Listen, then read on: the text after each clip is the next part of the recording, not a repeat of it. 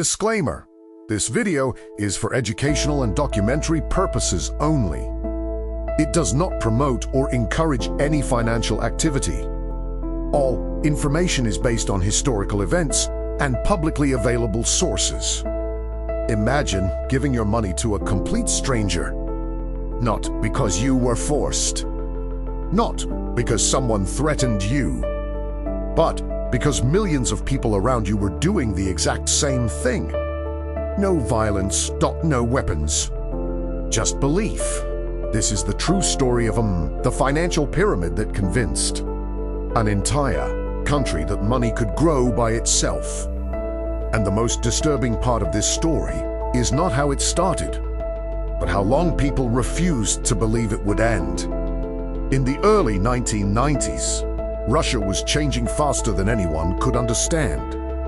Old rules disappeared almost overnight. The systems people trusted for decades suddenly stopped working. Savings lost value. Salaries meant nothing. The future felt uncertain and frightening. And that is exactly when Sergei Mavrodi appeared. He didn't look like a billionaire. He didn't speak like a politician. He looked like an ordinary engineer. That was the first reason people trusted him. Mavrodi didn't promise luxury or instant wealth. He promised something much more powerful: certainty. MMM was presented as a new financial system. Simple, clear, accessible to everyone. No complex language, no banks, no experts telling you what to do. Just one idea or more. At the beginning, it actually worked. Early participants received returns. They showed proof to friends. Friends told their families, or families told neighbors. Lines formed outside MM offices. People sold cars. Some sold apartments. Not because they were careless, but because everyone around them seemed to be winning. MM advertisements were everywhere, on television, billboards, newspapers. Mavrodi even created a fictional character, a simple and friendly man, to show that ordinary people could succeed.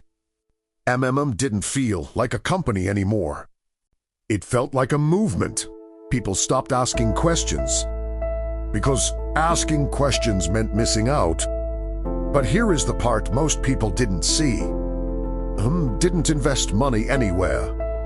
There were no factories, no products, no real economic activity. New money was used to pay earlier participants. As long as new people kept joining, the system stayed alive. And for a while, it looked unstoppable. At its peak, tens of millions of people were involved. Entire families, entire cities. To doubt MM was to doubt your friends, your relatives, and your own decisions. And humans hate doing that. Eventually, reality arrived. Payments slowed down. Rules suddenly changed. Numbers on paper stopped matching real cash. Authorities stepped in. Offices were closed. The flow of new participants dried up. And the system collapsed, not instantly, but painfully slow. People waited in lines that led nowhere. Savings disappeared. Trust was destroyed. Sergei Mavrodi was arrested, released, and later returned. And even after everything, he managed to convince people again. That is the most shocking part. MM was not just a financial system. It was a story people wanted to believe. MM didn't collapse because people were foolish. It collapsed because hope is powerful. When life feels unstable, simple answers become irresistible. And that's why MM is not just history. It is a warning, because systems change. Technology changes. Platforms change. But human psychology stays the same. If something promises easy certainty in an uncertain world, that's when you should look closer. If you made it to the end, you now understand why MM worked, and why stories like this never truly disappear. Subscribe for more real stories about belief, money, and the systems that shape our lives.